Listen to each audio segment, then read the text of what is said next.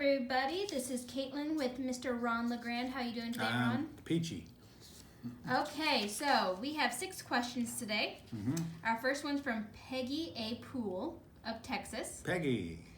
I found a 3-bedroom, 3-bath home for sale for $180,000. Right. The seller says he owes between $144,000 and $148,000 to the bank.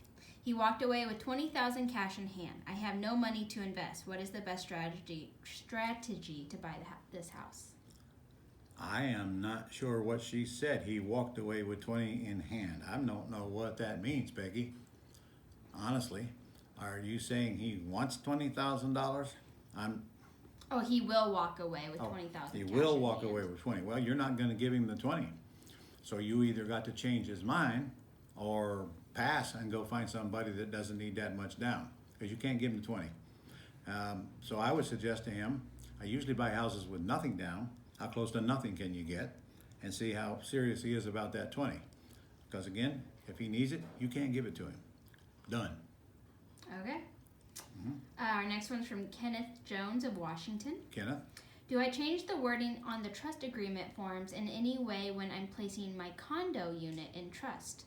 The trust documents all talk about land and re-subdivide and words about dirt, but a condo is a box in a building. Yeah.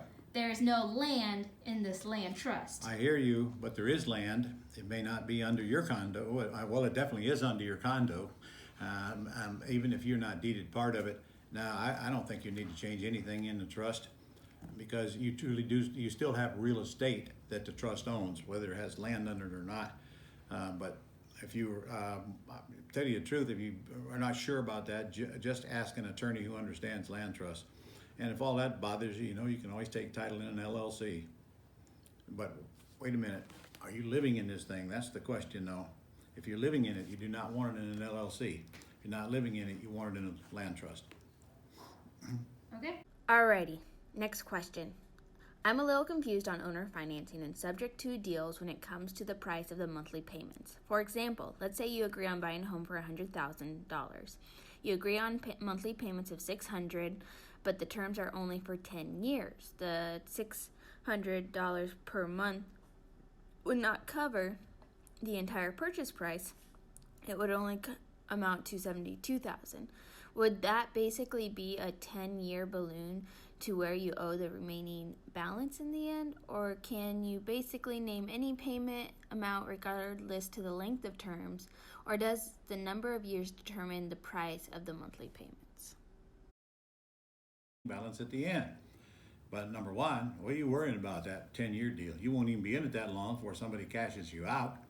Number two, if you put a 10-year balloon in it to a seller, you can always go back and change that deal later if you haven't cashed out at the end of 10 years. That's the worst that can happen. And if the seller doesn't want to change the deal, you can give them the house back. So you really aren't at risk here, as long as you don't personally guarantee that note, and you will not do that. Put your hand on the Bible right now. I will not guarantee that note. If you do that, I'm going to spank you. So as long as you don't guarantee that note, you don't have anything to worry about. And quit worrying about what's happening 10 years from now. But that is true. A balloon means the entire balance is due at that period of time. Okay, our next one is from Timothy Danforth of Connecticut. Okay. Question is on doing a sandwich lease deal. Yeah. I have several promising lease/option leads, but I'm a bit fuzzy on how to close a lease agreement.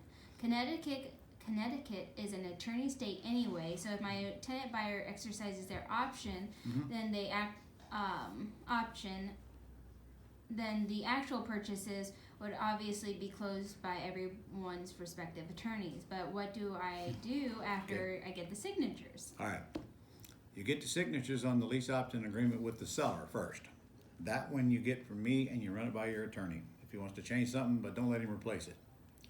Now you put a tenant buyer in it, and the tenant buyer wants to buy in 2.8 years. And they come to you and they say, we're going to buy.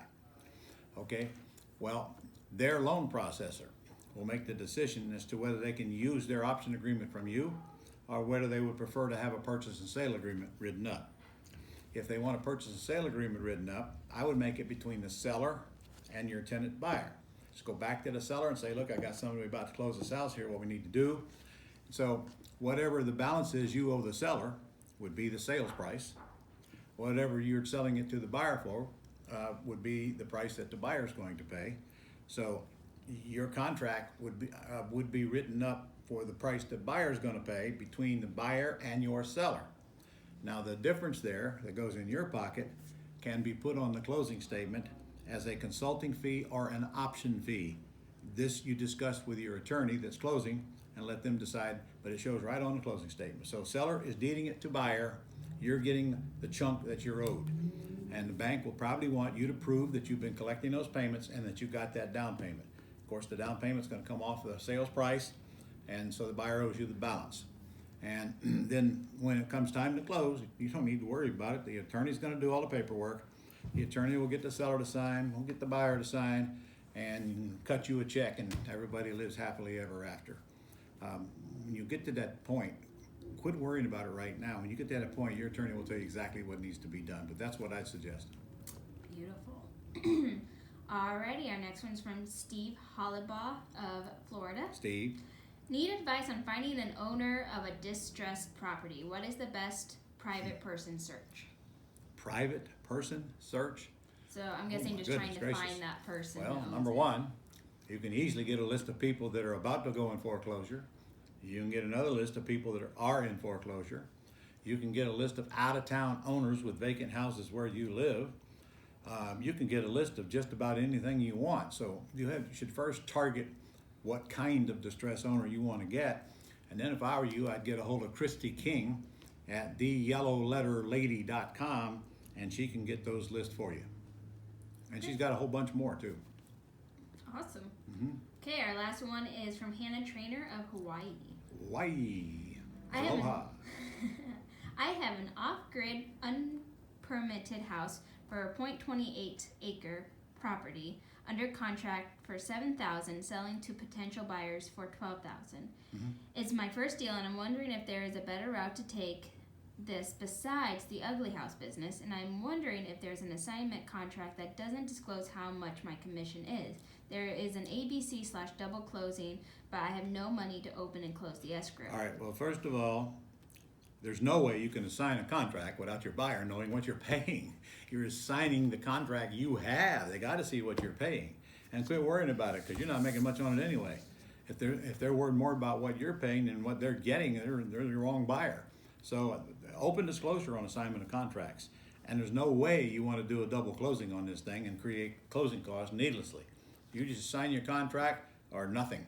And you watch how little your buyer cares what you're paying. Okay, that was our last question. All right. Okay, see you guys next week. Go do something.